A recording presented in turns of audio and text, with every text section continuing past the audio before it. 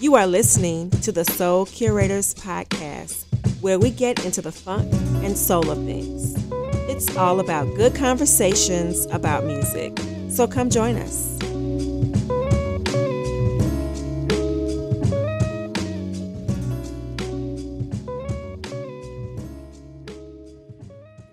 Greetings and salutations, Soul Selectors is in the building. It's the Soul Curators. We are here. And, you know what I'm saying? I don't even want to introduce myself because I'm not important today. We're going to start with the lady of the crew, the one and only Christina Curates. What's up, ma'am? Hello. Oh, excuse me. Oh, I guess I should have done that before I got on this microphone. Good evening, everyone. How's everybody doing? Awesome. We good. One and only Soup's Kitchen in the building. What up, sir? Yo, what's going on? And we have a special guest this evening, fresh off birthday vibes, you know what I'm saying, looking super clean, as usual. You know what I'm saying? The one and only CEO, Mr. Al Pete, in the building. What up, boss? What's happening? Good evening to the curators. What's happening, y'all? Thank you for joining us today as we act up a little bit this evening. You know what I mean? That's cool because I get to act up with y'all. I get to act up with y'all live in person, so I love it. No doubt. So, Christina, as usual, being the brains of this operation, she's the head of this Voltron, came up with an amazing idea for today's show. Would you like to enlighten everyone what we're doing today? So today we're going to talk about the albums and a few singles that have come out so far in 2023 that we would recommend that you put on your playlist because they're on our playlist. So we have, I don't know how we're gonna start this. We want to just start talking about a couple of albums, or we want to just say let's pick our top three. What do you guys think? Well, I guess we can start with our top three. You know, the half year we 6 months in, so we at the half mark. So this is our favorite albums until what's coming up next. Ooh, we got whittled down to three. Ooh. I know. Okay. I'm gonna be honest, man. My list ain't that big. It ain't really been hitting like that. Well, I will say, to Soup's point, I think that the singles have been slapping in 2023 more than the albums have been. That's so, which is why I think Christina wants to include singles, which is a great idea because, yeah, we had some amazing singles in 2023. Right. Yeah. So can I go first? Let me get Of course. So I'm going to start with Masego. Masego's album came out in March, so that was early on. And of course, we can't put Masego in a box and say he is neo soul, that he is hip hop, jazz. He's just all of those things, right? So that was one of my favorite albums early on. I'm going to have to give some love to Victoria Monet. She did not come out with her album yet. It's coming out in August. However, she released 3 singles that are all different in their own right, and I love all 3 of them. And my last one, dun, dun, dun, let's see. I'm trying to pick one that no one else will have, right? So that we won't but I mean we will overlap because it's just our music steal mine. Already, right? Yeah. So I'm going to go with Full Crate. Ooh. Full Crate. Ooh. That's a good one. Yeah, that's a good one. So just to be clear, we're doing singles right now, just for now, right? Oh no, I'm sorry. I did Masego's album, March. I had to include Victoria Monet's singles. Okay. I'm all over this. I'm sorry. But because that was, if you're talking about like your favorite, and we're talking about singles, since she did have 3 singles, I have to include her in that. And all 3 of those singles is your favorite? All 3 of them, yes. They were, and like I said, they were all different in their own right. So I couldn't say, oh, one is better than the other one because it's just the vibes were different, right? And the third one I would say is Full Crate. his album "A Kid from Yerevan," I believe I guess that's where he's from. Came out in June, and he always releases singles first, right? But I have enjoyed that album still. So those are my 3 top ones. Absolutely.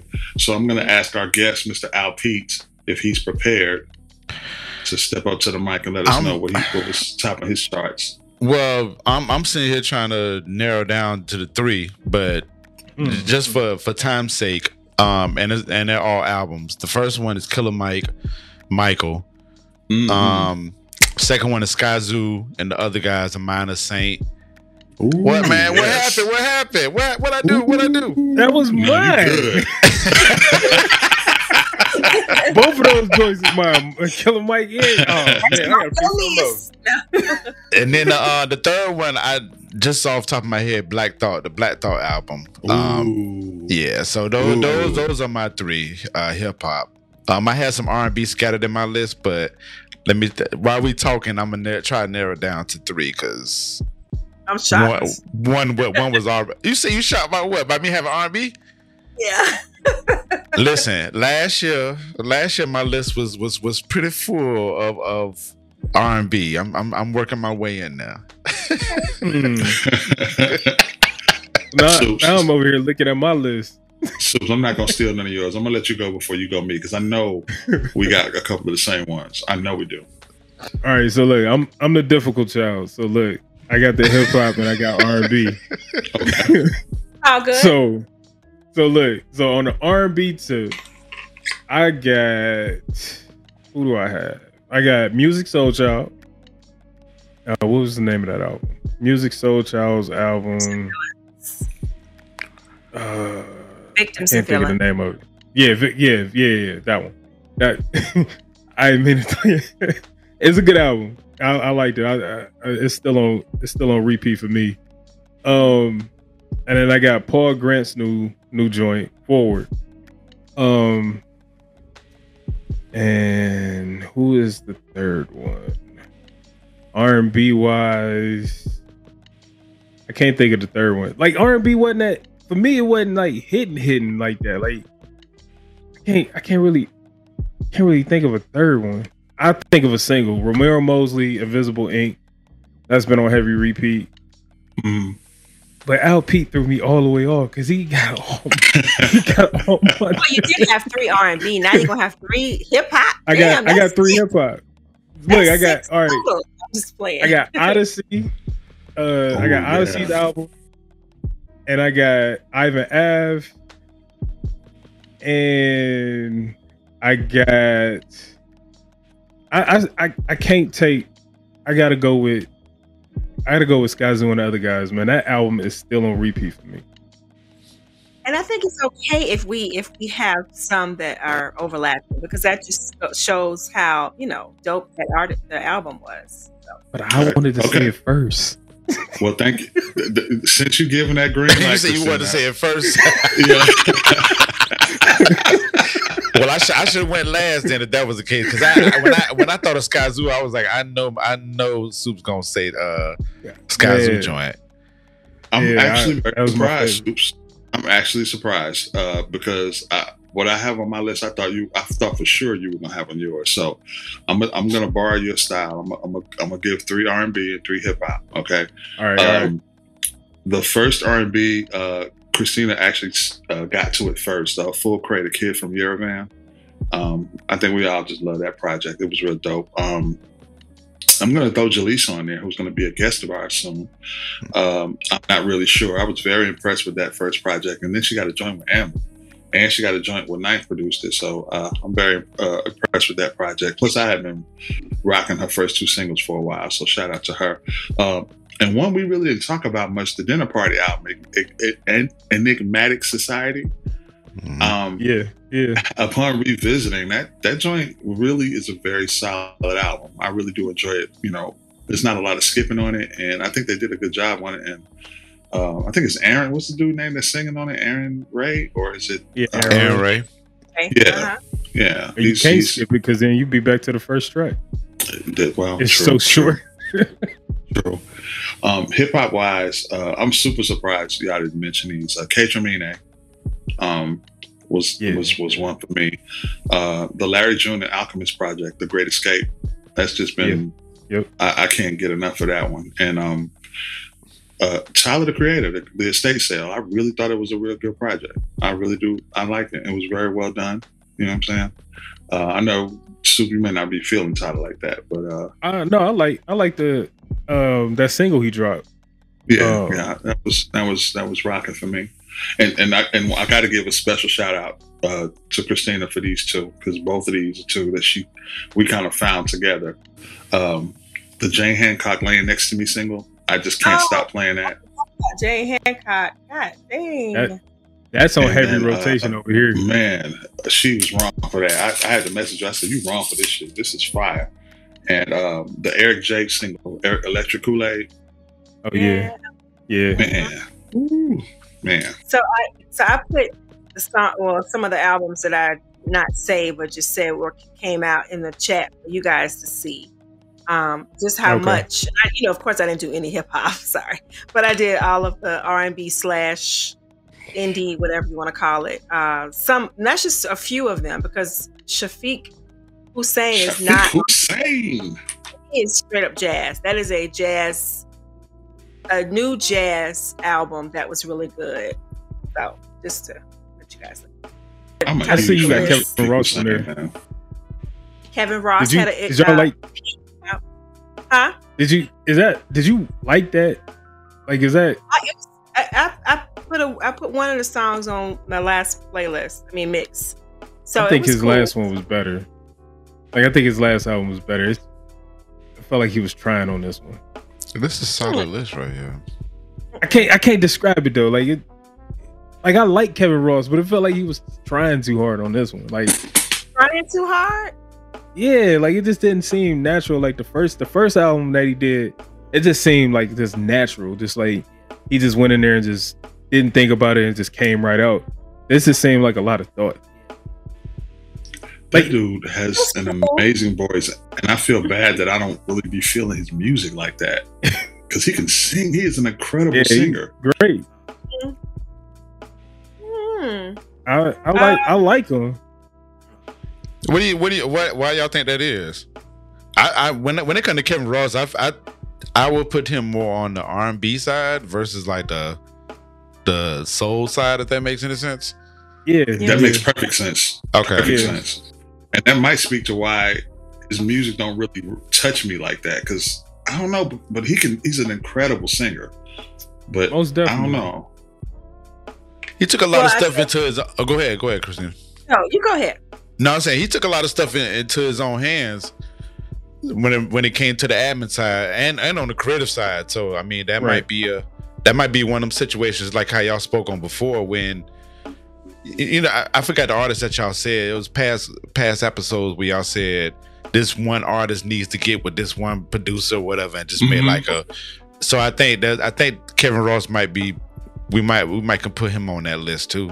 You know what I'm saying? Like, he might need to get with a solid producer or something like that. Mm-hmm. I agree. Solid writer and producer. Mm-hmm. I mean, it was the song that stuck with me is the Coco song.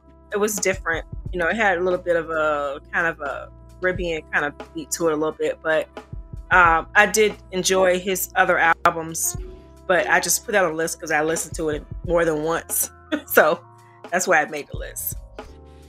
And this list is crazy, y'all. This is a crazy list. It is. That Janelle Monáe joint.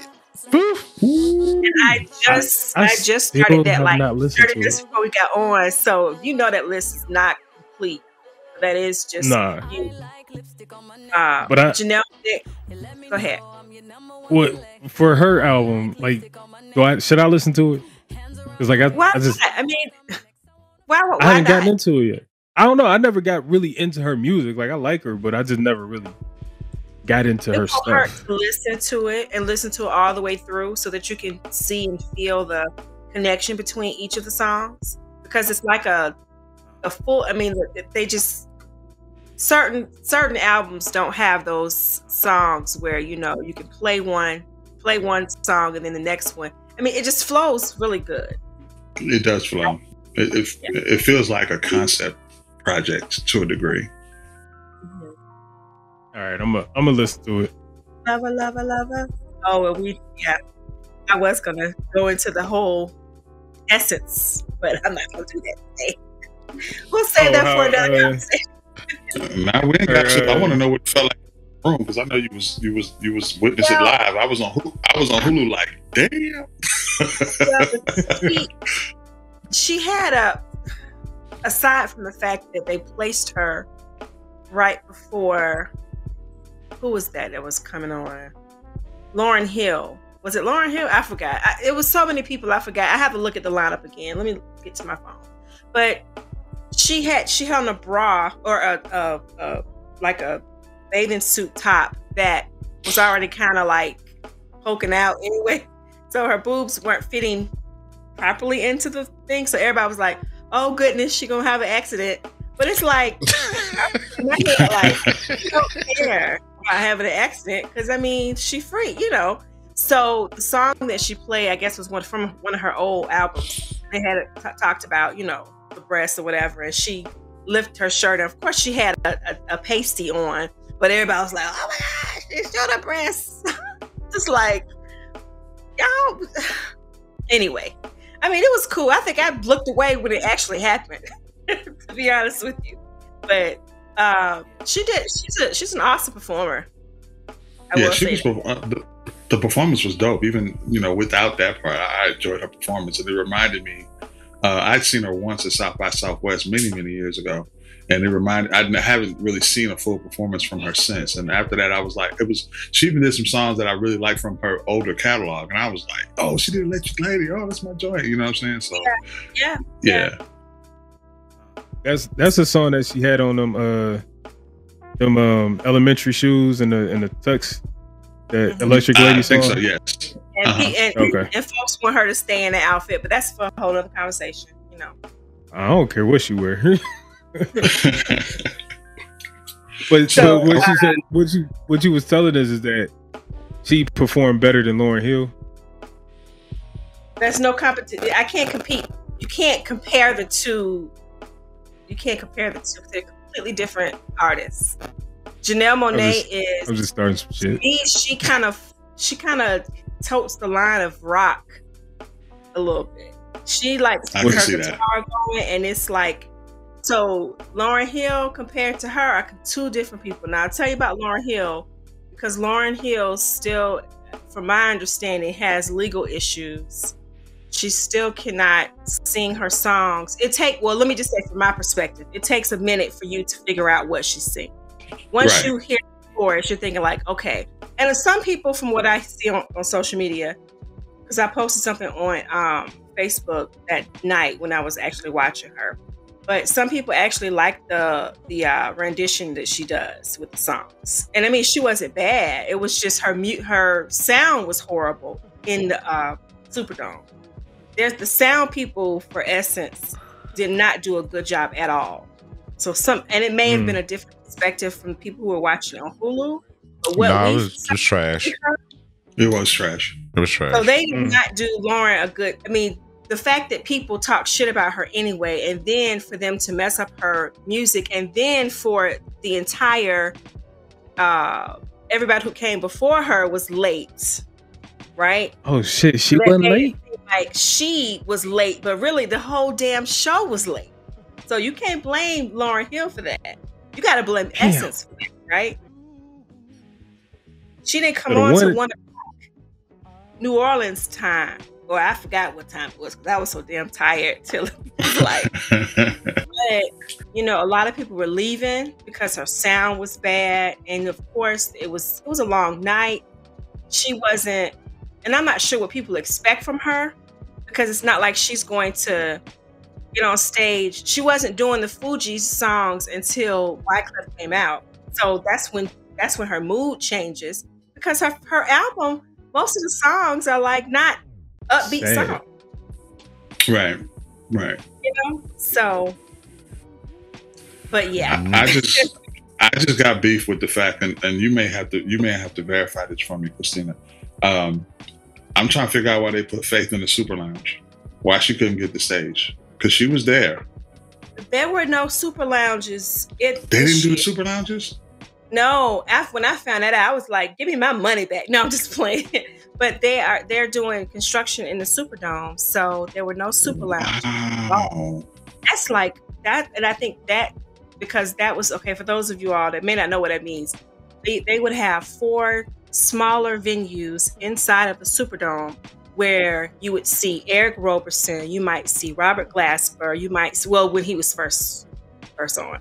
That's where I saw King for the first time, or not for the first time, but ever.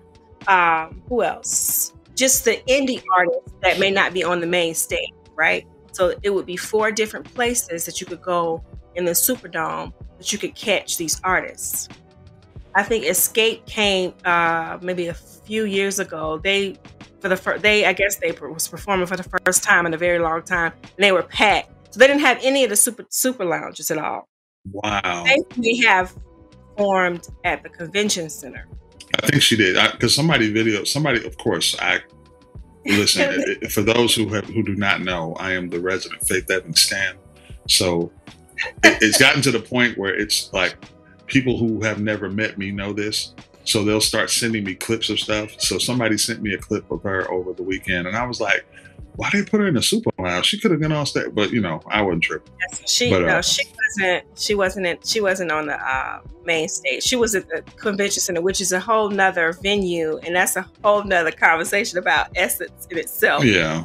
But and then a lot of people were like fussing about the fact that it was no R&B, but I'm like, do y'all understand they're celebrating hip hop? Exactly. Right? So yes, you had Coco Jones. Yes, you had Tim's and Wizkid, which anyway, and you had got one song. Wizkid is popular globally. Yeah, Wizkid has a lot of music. Like he's on Bad Bunny status, just about. Right. I mean, Lil Wayne performed before he did. Yeah. And Lil Wayne was a surprise, so it was almost like we got to fit him in where he gonna be in. So we went from Lil Wayne's High to Wizkid. Everybody was like, shit, what? He had people in there that really was vibing into his music. I'm sure I just haven't listened to him that much, but he does have, I was looking him up as he was performing, and he has some pretty good, he's got some music now. It's just that it just didn't fit, right? Yeah, so. I don't want this whole episode to be about Essence, because I could talk more about it, but we'll have to do that later. Let's get back to one last thing about Essence, and I'm off of it because I got to know this. I need to know what the energy was like when Jagged Edge was destroying my favorite Jagged Edge songs. Because people were excited to see them, but again, the sound in the Superdome just was not good for some people. Right. Ari Lennox put on she sounded wonderful, because that's when I was actually walking in. She sounded very good. I don't know if it was just because it was just her, but then when Jagged Edge came on, I was like, okay, maybe they're singing too close to the microphones. I couldn't figure out what was wrong with it. It just didn't. So people, they were okay with it, but again, the sound messed up a lot of performances. Yeah, the sound was clearly horrible. Somebody came on stage, even Jill Scott, everybody took their earbud out because they couldn't hear. Wow. So you got to see Jill perform the what you call it, the anthem? Yeah, national anthem. And I don't even know. I think I was probably in a state of because I had heard her do it before, but I don't know why I didn't record it. Because I'm sure it's all over the internet. But I was just like, she did it. She put on a hell of a show. Jill put on a hell of a show. And I'm gonna say this because people have been talking. NDRE made her comments, which she made her comments, right? But no one is talking about when Jill Scott had the guitar player make a noise like it sounded like a vibrator. I don't know if y'all saw that. I saw. Mm-hmm. Okay, so no one is talking about that. Okay.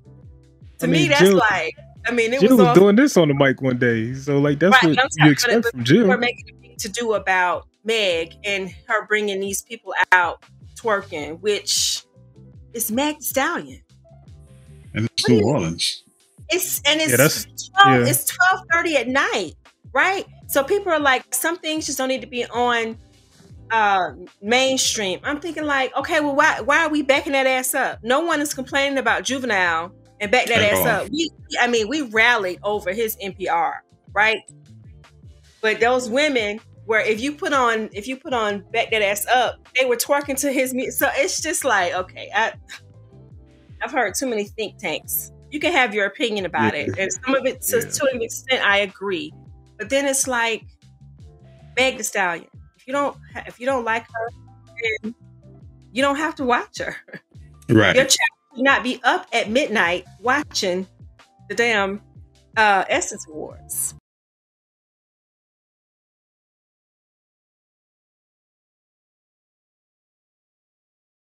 Well, I know we gotta delve into that experience with you, because I know you have so much commentary and so much footage to discuss, and I cannot wait for the day when the curators can get together and critique a festival in person live with live footage. That would be crazy. Wait, so what is your, if we could do a festival, what festival do y'all all want to do together?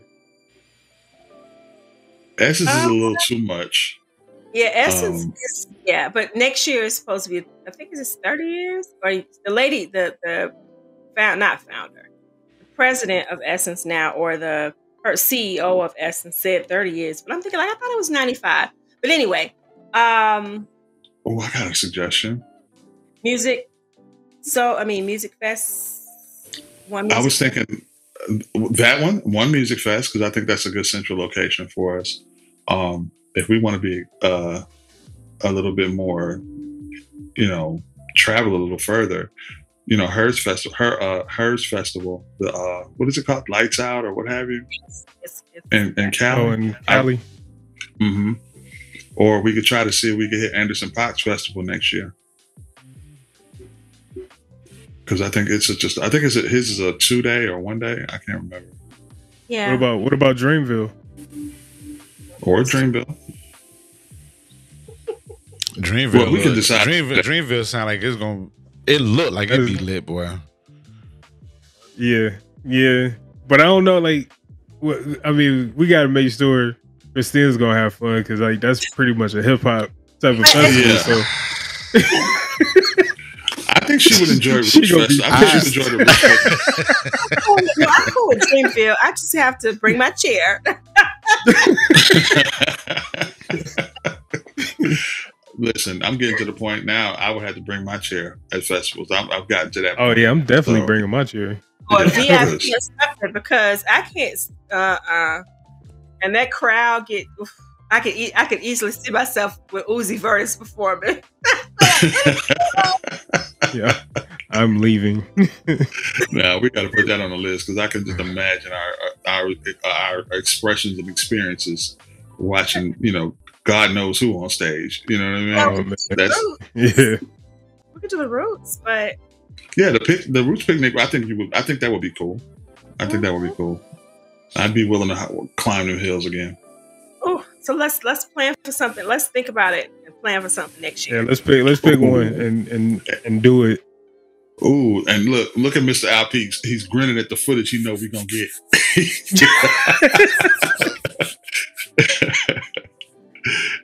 I'm ready. Whichever one we decide, I'm ready to go, man. I'm had a camera and everything rocking. Oh, that'd be hard. That'd be hard, man.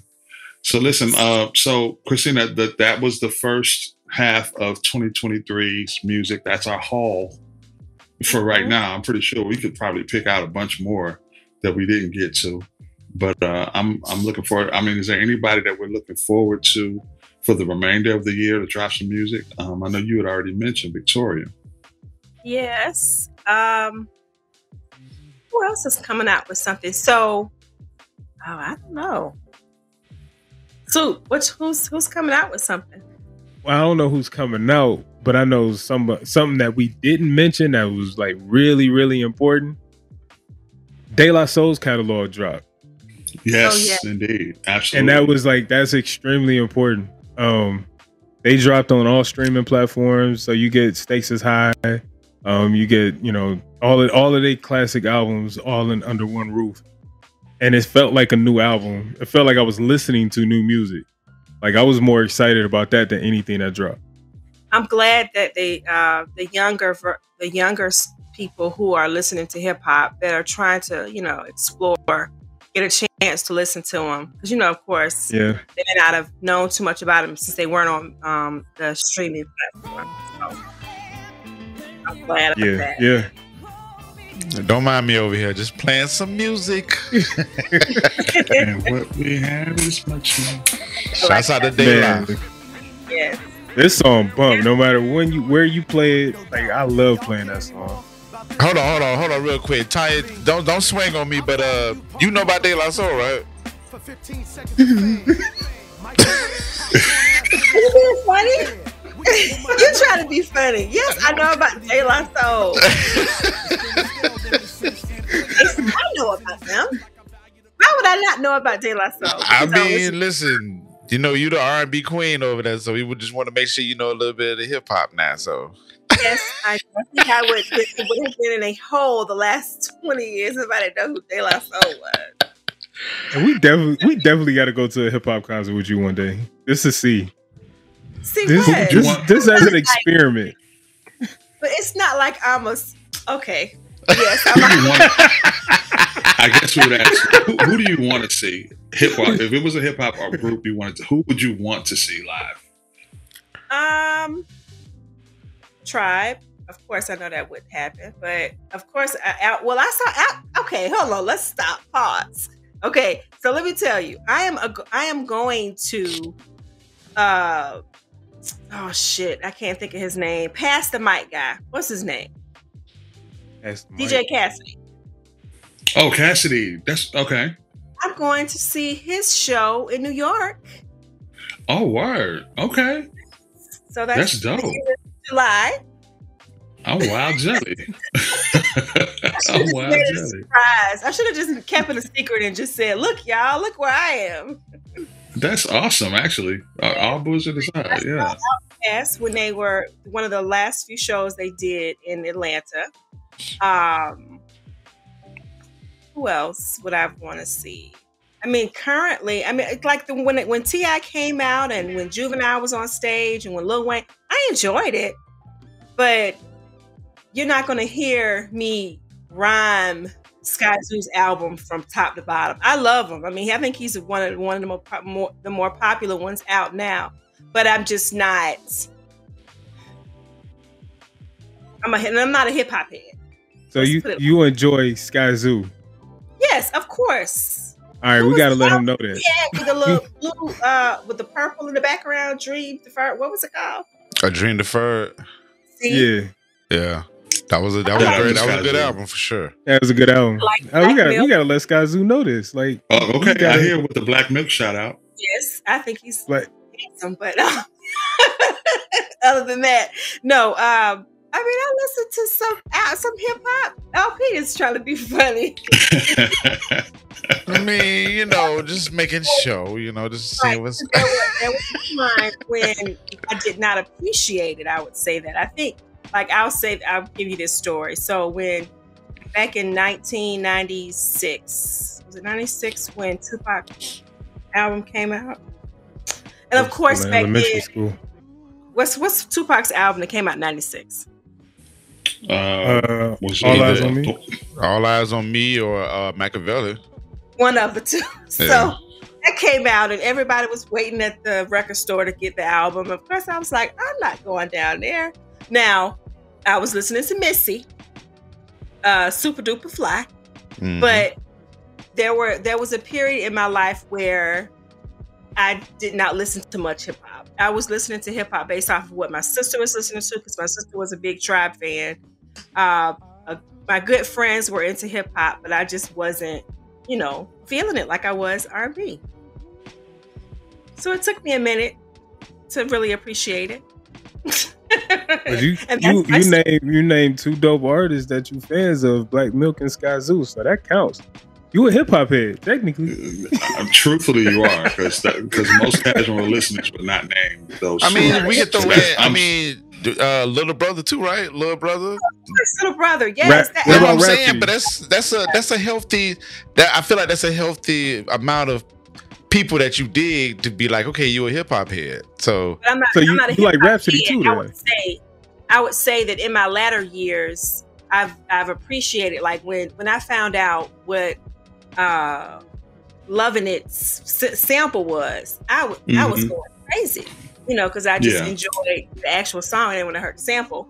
So I mean, but it was some years where I really didn't, I would say, appreciate it as much as I probably should have. So that is what Mr. Alpine is probably talking about. Because I was in Detroit for 4 years and didn't realize who Dilla was. Okay, and this has been the next episode. That's okay though. We're having an honest moment here. I lived in Detroit from 2004. But you knew his music though. But you knew his music, but you didn't know who he was. Well, I knew his music, but I didn't know who he was. Of course, I knew about Dilla. A lot of people knew his music, but they didn't know who he was. But you got to pass. Okay, wait a minute. But I lived in Michigan. I lived in Southfield, Michigan, right, for 4 years, and did not. I missed out on the whole music scene because life was lifing. So, good. That's still a pass, though. No. I feel like you still get a pass, though. Yeah. You do, everybody got a pass for that. Everybody got a pass that didn't know who Dilla was until later on down the line, and you realize you go back, because that was me. Like, I went back and listened to Busta Rhymes' first album. I was like, oh, damn! Like, all of my favorite joints was Dilla joints, and I didn't know who Dilla was at the time. Same. But once I found out who Dilla was, it was like, oh shit! Like, everything I was already listening to, he produced, and it's like my favorite shit. So you get a pass for it. Yeah. I've been exposed and around hip hop since I was young because my brother loved NWA. I mean, that was one of his favorite groups. So it was just that for me as a teenager growing up, I was just more into R&B. Johnny Gill was my sweetheart.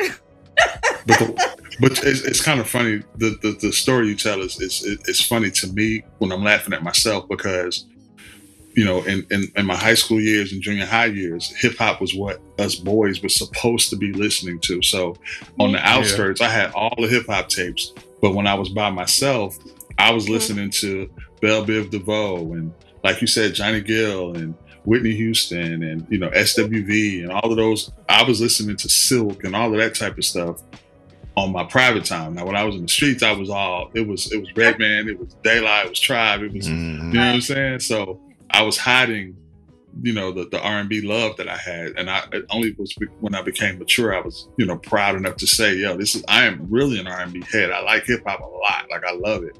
But R&B is what speaks to me. You know what I mean? So for me, I became like in elementary school, my favorite group was Simply Red. I was a huge Simply Red fan. Like, I would pass all of the hip hop up and I would just be blasting Simply Red. And then I got into the hip hop, but I was listening to the mainstream stuff, and then here comes Dwele. And that changed my whole life. Like, then once Dwele came along, it was Slum or whatever, but like Slum Village, and then Dwele was there, and I was like, I can still get this whole soul type of hip hop vibe, and he's singing on this shit.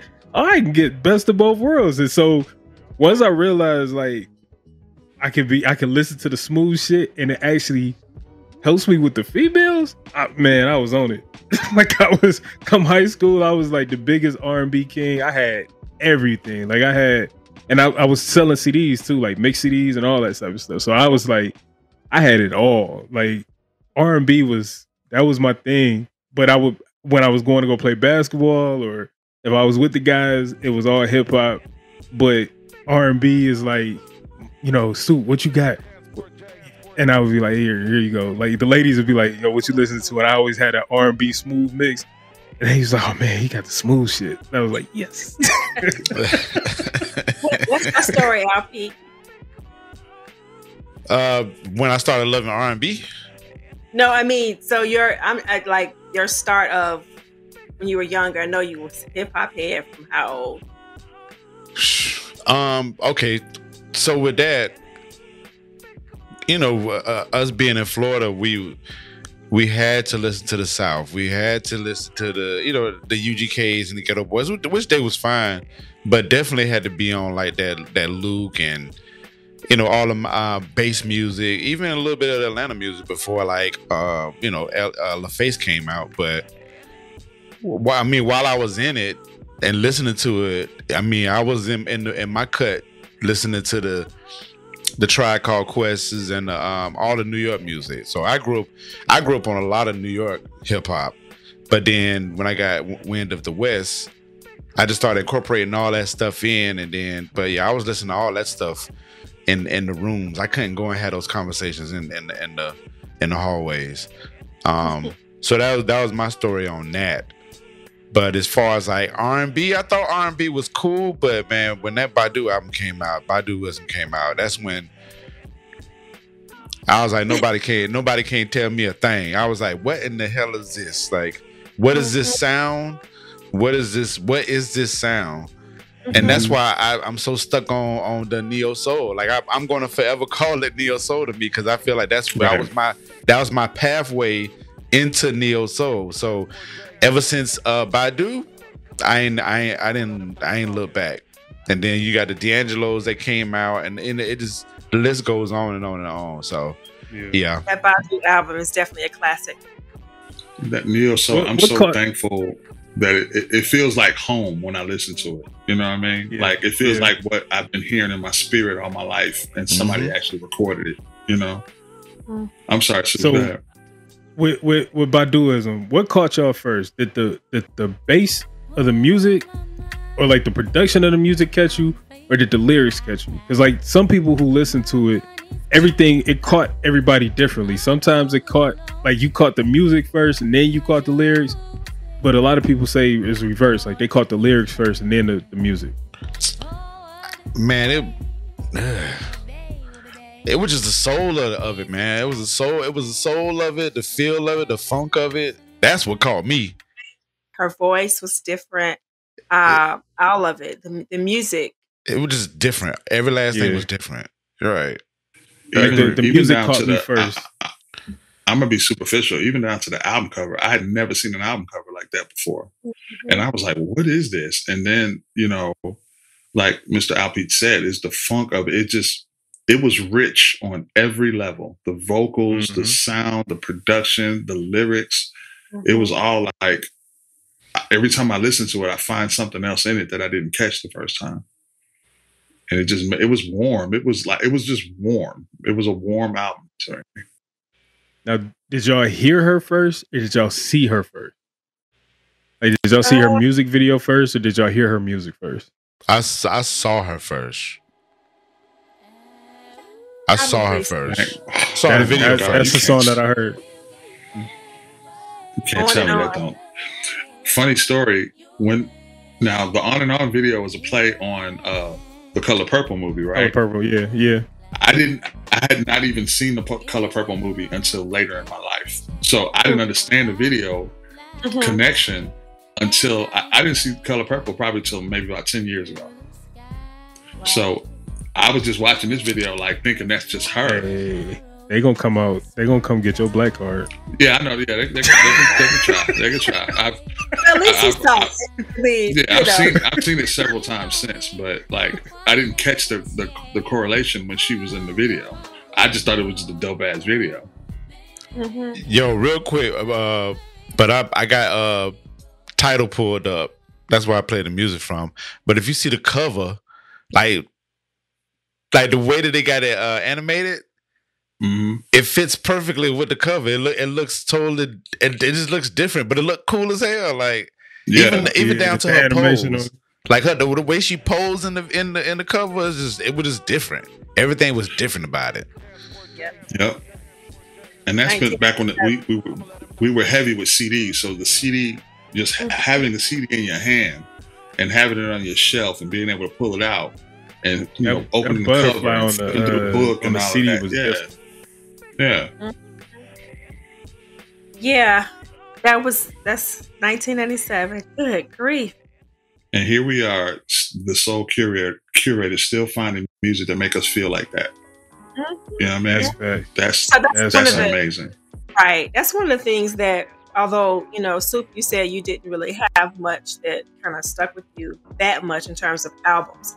But looking at just this list and looking at what we've talked about, there's something for everybody that if you are into jazz, if you're into Masego's type of music, if you're into neo soul, if you're into R&B, there's just so much out there. It's like, don't tell me you can't find good music.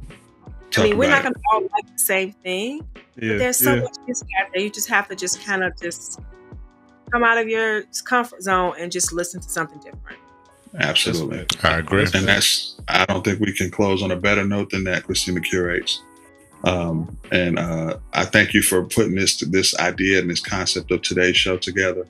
But before we do, we got to talk about what we got on. You know what I'm saying? And I'm so excited. I should say you for last, but you got the live shirt on right now. I was just saying, but ladies first. Yes, Can you tell us what you're rocking today? The Florida A&M University alumni T-shirts today. I just happened to throw it on. I was like, okay, I'm just going to represent, FAMU today. I'd be so happy when I be seeing that orange and green. It's this guy I started a new job and some young rattlers. We got to talking to this guy and he was like, yeah, I just graduated from Florida A&M University. I said, you went to FAM? He was like, I be saying that and people don't be knowing what I'm talking about. And it was a whole different conversation after that. So yeah. Mr. LP, what we wearing today? I just want to say real quick, the older that I get, the more regret I have for not going to FAM. I'm telling y'all. I'm gonna have to go. I'm gonna have to go and get just a damn degree just for the hell of it, and just so I can join y'all. Well, there's always homecoming you can attend, and we welcome. Anybody can attend. I want to be official. I don't want to be I don't want to be the homecoming alumni. I ain't doing that. But no, I have on her shirt. Oh, that's hard. That's hard. I got it from Target over the winter. So yeah, that's hard, bro. I think her is fly, man. I think she don't get the roses like how she's supposed to get them. So I was like, I can put her on my chest, man, and rock it with pride. No doubt.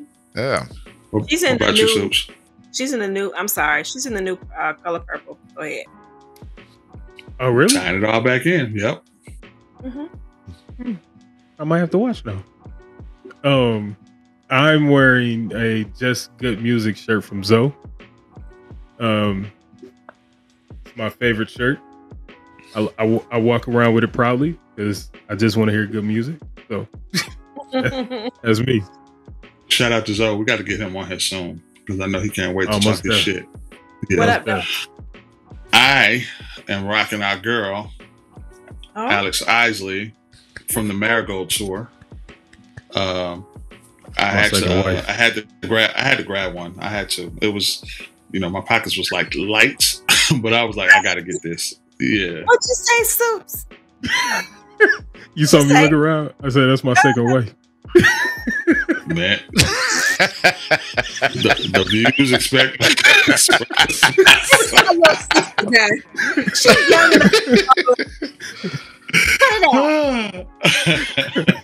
Shout out to Alex Isley, man. Listen, Mr. LP, thank you so much, sir, for joining us on this experience, on this having some fun and talking some great music. It's always a pleasure to have you join us and kick it with us. You know what it is. You know how we love your input and your perspective on the sound and the music and all of that. We again want to wish you a belated happy birthday. Many more. And would you please let our listeners know how they can get in contact with you, stay connected to you, everything you're related with and doing and all of the things with the incredible MPN Network. Indeed. Own house. Yeah. Thank you for the birthday blessings. Thank you for having me on here. It's pretty dope. Even though I'm on the back scene of things, it's cool to be in the front that had these conversations with y'all. So, but nevertheless, mpn-llc.com. Go there, get all the good stuff. Podcast action that go on there. We had MPN radio that we got in rotation. So make sure you tap play on it from time to time. We got some good music on there. Christina Curators provides a healthy amount of music that plays on there. I'm talking about like some really good stuff. And so mpn-llc.com. Make sure you go there to the website. The website will lead you to the socials, which is MPN Management on Instagram, Twitter, Facebook. And then my personal joints is Mr. Al Pete on Instagram. Twitter is Mr. Al Pete MPN. But nevertheless, that's where you can find me at. Murder's Bond. And he perfect segue to the Queen. You know what I'm saying? Christina Curators. Let's let them know how we get in contact with you. So Christina Curators on Facebook and Miss Christina Curators on Instagram. And my playlists, my link in the bio is all there. Y'all know that. So you can reach me there. And of course, we got the one and only Mr. Soup's Kitchen in the building. Let them know how they get. And stop calling yourself. Stop saying you ain't a DJ, bro. You a DJ, okay? I ain't gonna lie, man. Over the weekend, we went on this little cruise thing that we got on Lake Erie, and they had a DJ there, and he was not catching the vibes of the people. Like the way he was changing them songs. I was like, damn, maybe I am a DJ. Yes, you are. Yes, you are. Talk your shit, bro. Talk it. Yes, you are. Yes, you are. So yeah, I'll stop saying it now. But yeah, if you want to get in contact with me, it's Soup's Kitchen on all platforms. I'm actually on Threads and I'm on Spill. You got Twitter, Clubhouse, Facebook, all of the socials. It's all Soup's Kitchen. And you can hit the link in the bio and you can see all of the playlists that I have on all of the different networks, titles, SoundCloud, and Mixler. You can get all of those playlists, listens, communications, all right there. Absolutely. And I am your neighborhood friend, Mr. Goodbar, right here from Houston, Texas, host and owner and creator of The Remedy on KPFT 90.1 FM every Saturday from 6 to 8 p.m. Central Standard Time. Also proud to be 1/3/1/4 of the Soul Curator crew. So please make sure that you are following us on all the socials. Of course, started off with the Soul Curators Instagram and the podcast. Please connect with us. We are all available. If you want to get with me, hit me at The Remedy Radio on Instagram and everything else, or you can go to MrGoodbar.com. Everything related to myself is there. Putting up new content. Just put up a new blog post. Please go be nosy. You know what I'm saying? And just stay connected with us, man. The Soul Curators, we are here to provide these vibes. We got a whole lot of things coming up. We've spoken to a bunch of artists that are going to come join us and hang out with us and talk music with us. And we got a lot of great things coming, man. I'm honored to be part of this collective and so blessed to have found my tribe. You know what I mean? Yes, indeed. Indeed. Hey, make sure y'all check us out on Spaces on Twitter. And the Soul Curators is on Twitter. We got a page. And we're going to start doing some stuff on Spaces. So check us out. Oh, we had fun last time. Hell yeah. If you really want to hear what's on our minds, hit us on Spaces. Words up. Because we still got that last one on the cuff, so it might see the light of day. I don't know, but listen, I love it. I absolutely love it. That's gonna be amazing. So again, Mr. Alfie, thank you again for joining us. Thank you to the whole team. This has been fun and amazing. We're looking forward to the rest of 2023. I can't wait till we wrap up this year's selections. And one last thing. Shout out to Dwelle. Shout out to Dwelle. Hey, man. Dwelle, we love you. Please come talk to us. That nigga was out there golfing this weekend. This nigga need to be in the studio. That's exactly right. This nigga, man. We love you, Dwayne. We love you, Dwayne. Word up. Yo, thank y'all for joining us, man. We out. Peace. Peace.